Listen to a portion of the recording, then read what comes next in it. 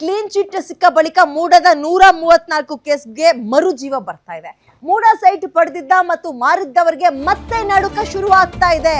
ಕಾರಣ ಏನು ನೋಡ್ತಾ ಹೋಗೋಣ.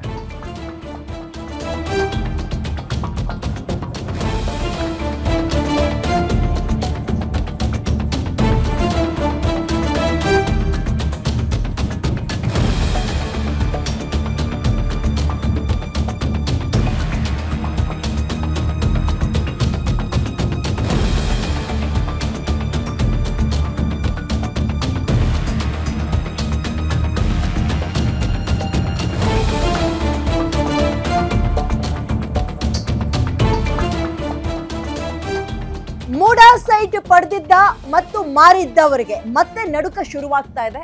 50-50 ಅನುಪಾತದಲ್ಲಿ ಸೈಟ್ ಪಡೆದವರಿಗೆ ಈಗ ನೋಟಿಸ್ ಹೋಗಿದೆಯಂತೆ. 1055 ಸೈಟ್ಗಳ ಪ್ರಕರಣವನ್ನ ಲೋಕಾಯುಕ್ತ ಈಗ ಕೈಗೆತ್ತಿಕೊಂಡಿದೆ. ಮೊದಲ ಹಂತದಲ್ಲಿ 40 ಜನರಿಗೆ ನೋಟಿಸ್ ಕೊಟ್ಟಿದ್ದಾರೆ.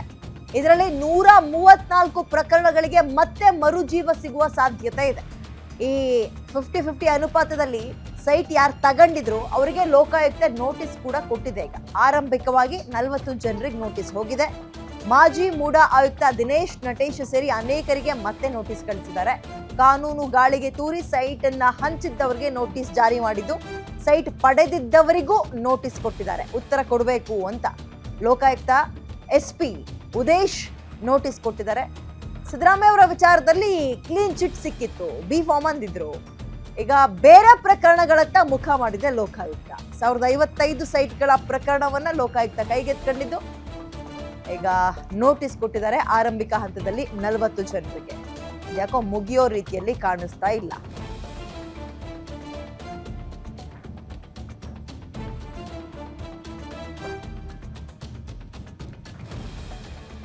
ಈ ಮೈಸೂರು ನಗರಾಭಿವೃದ್ಧಿ ಪ್ರಾಧಿಕಾರ ಏನಿದೆ, ಮೂಡ ಅಂತ ಕರಿತಾ ಇದ್ವಿ, ಈ ಪದದ ಪಕ್ಕಕ್ಕೆ ಹಗರಣ ಅನ್ನುವ ಒಂದು ಕೊಳಕು ಅಂಟಿಕ ಬಿಟ್ಟಿತ್ತು ಸ್ವಲ್ಪ ದಿನಗಳ ಕಾಲ. ಮೂಡ ಹಗರಣ, ಮೂಡ ಹಗರಣ, ಮೂಡ ಹಗರಣ.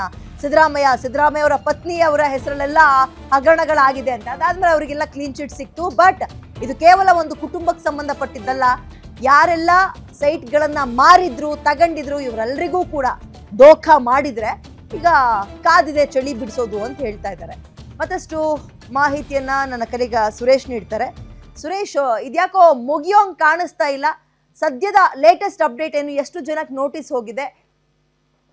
ವಿಜಯ, ಈಗ ಸುಮಾರು 40 ಜನರಿಗೆ ಮೊದಲ ಹಂತದಲ್ಲಿ ನೋಟಿಸ್ ಅನ್ನ ಲೋಕಾಯುಕ್ತ SP ಉದೇಶ್ ಅವರು ಕೊಟ್ಟಿದ್ದಾರೆ. ಈ ಲೋಕಾಯುಕ್ತದಲ್ಲಿ ಮುಖ್ಯಮಂತ್ರಿ ಸಿದ್ದರಾಮಯ್ಯ ಅವರ ವಿರುದ್ಧ ದಾಖಲಾಗಿದ್ದಂತಹ ಪ್ರಕರಣಕ್ಕೆ ಸಂಬಂಧಪಟ್ಟಂತೆ ಜನಪ್ರತಿನಿಧಿ ನ್ಯಾಯಾಲಯ ಬಿ ರಿಪೋರ್ಟ್ ಅನ್ನ ಅಂಗೀಕರಿಸ ಬಳಿಕ ಇದೀಗ ಲೋಕಾಯುಕ್ತ ಪೊಲೀಸರು ಆಕ್ಟಿವ್ ಆಗಿದ್ದಾರೆ.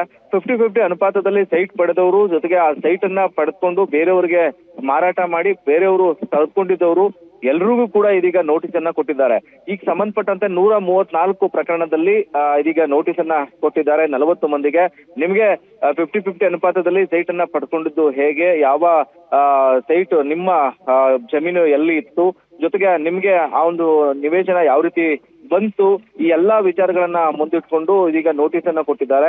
ಆ ನೋಟಿಸ್ಗೆ ಉತ್ತರವನ್ನ ಕೊಡಬೇಕು. ಸರಿಯಾದ ಸಮಜಾಯಿಷಿ ಬಂದು ಕಾನೂನು ಮೂಲಕವೇ, ಕಾನೂನು ಪ್ರಕಾರದಲ್ಲಿಯೇ ಈ ಒಂದು ಸೈಟ್ ಅನ್ನ ಪಡ್ಕೊಂಡಿದ್ರೆ ಅಂತವುಗಳನ್ನ ಅವ್ರಿಗೆ ಬಿಟ್ಕೊಡುವಂಥದ್ದು, ಜೊತೆಗೆ ಕಾನೂನನ್ನ ಉಲ್ಲಂಘನೆ ಮಾಡಿ 50-50 ನಿವೇಶನವನ್ನ ಪಡ್ಕೊಂಡಿದ್ದವರಿಗೆ ಅಂತವನ್ನ ಮುಟ್ಟುಗೋಲು ಹಾಕುವಂತ ಕೆಲಸವನ್ನು ಕೂಡ ಮುಂದಿನ ದಿನಗಳಲ್ಲಿ ಅಧಿಕಾರಿಗಳು ಮಾಡ್ತಾರೆ. ಹೀಗಾಗಿ ಮೈಸೂರಿನ ಲೋಕಾಯುಕ್ತ ಪೊಲೀಸರು ಈ ಒಂದು ಪ್ರಕರಣಕ್ಕೆ ಸಂಬಂಧಪಟ್ಟಂತೆ ನೋಟಿಸ್ ಅನ್ನ ಕೊಟ್ಟು ಇದೀಗ ವಿಚಾರಣೆಯನ್ನ ಅಕ್ರಮ ನಿವೇಶನಗಳನ್ನ ಪಡ್ಕೊಂಡಿದ್ದವರಿಗೆ ಇದೀಗ ಶಾಕ್ ಅನ್ನ ಕೊಟ್ಟಿದ್ದಾರೆ. ವಿದ್ಯಾ, ಥ್ಯಾಂಕ್ ಯು ಡೀಟೇಲ್ಸ್ಗೆ ಸುರೇಶ್.